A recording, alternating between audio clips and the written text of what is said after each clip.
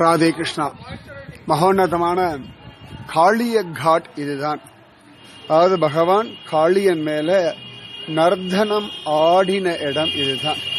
இந்த இடத்துல பார்த்தேன்னா ஒரு காலத்துல யமுனை இங்க இருந்தது, இப்ப யமுனை தள்ளி போயிடுது. ஆனாலும் இந்த இடத்துல அவ்வளவு அழகா காளியன் மேல கிருஷ்ணன் சுத்தி வர 4 நாக கன்னிகைகள்லாம் இருந்துட்டு பகவான் இடத்துல பிரார்த்தனை பண்றா.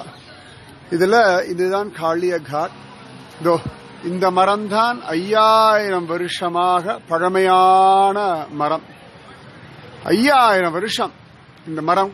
கேளி கதம் அப்படின்னு பேர் இந்த மரத்துக்கு. இதோடைய இலைகள் இருக்கு, சின்னதா பூ பூக்கும். காளியன் தலை மேல காளியன் பொய்கை கலக்கிட்டு பாய்ந்துன்னு ஆழ்வார்கள்லாம் மங்களாசாசனம் பண்ற மாதிரி அவ்வளவு அழகான காளிய மரம். இந்த மரம் எப்படி இருக்கு பாருங்க.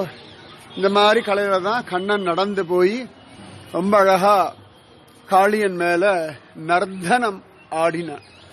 நீங்க பிருந்தாவனத்துக்கு வரணும், இதெல்லாம் கட்டாயம் பார்க்கணும். ஆக்சுவலா காளியனுடைய கரையில இருந்த எல்லா மரங்களும் பட்டு போயிடுது. ஆனா இந்த மரம் மட்டும் ஜீவிச்சிருந்தது.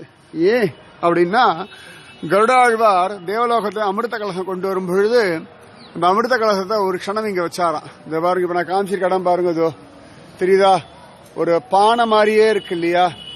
அதனால இந்த மரம் மட்டும் அப்படியே ஃப்ரெஷ்ஷா இருந்தது அப்படின்னு சொல்றது உண்டு. என்ன பொறுத்த வரைக்கும் என்னன்னு கேட்டா, கிருஷ்ணன் இந்த மரத்து மேல ஏறி அவனுடைய சரண கமலம் பட்டதுனால இந்த மரம் அப்படியே இன்னும் ஜீவிச்சுருக்கு. இந்த மரத்தை பார்த்தாலே நம்முடைய துஷ்ட எண்ணங்கள், பைத்திகார்த்தனங்கள் எல்லாம் நீங்கிடும். நன்னா பிரார்த்தனை பண்ணிக்கோங்க.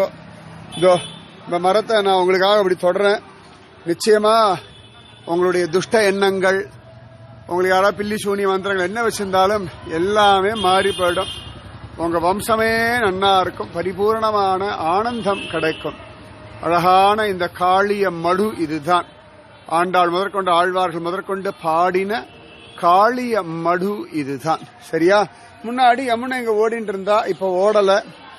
அத்தனை ஆச்சரியமான இந்த காளிய மடு. இந்த இடத்துல பார்த்தோம்னா உள்ளுக்குள்ள அப்படியே பெரிய போல் ஹாலோ. ஆனா இந்த மரம் அவ்வளவு நல்லா பச்சை பசேன்னு இருக்கு பாருங்க. கிட்டத்தட்ட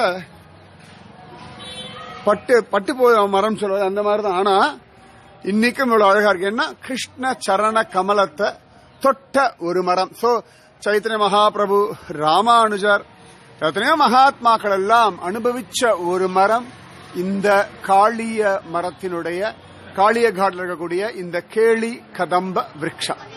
சரியா? ராதே கிருஷ்ணா. ஜெய் போலோ.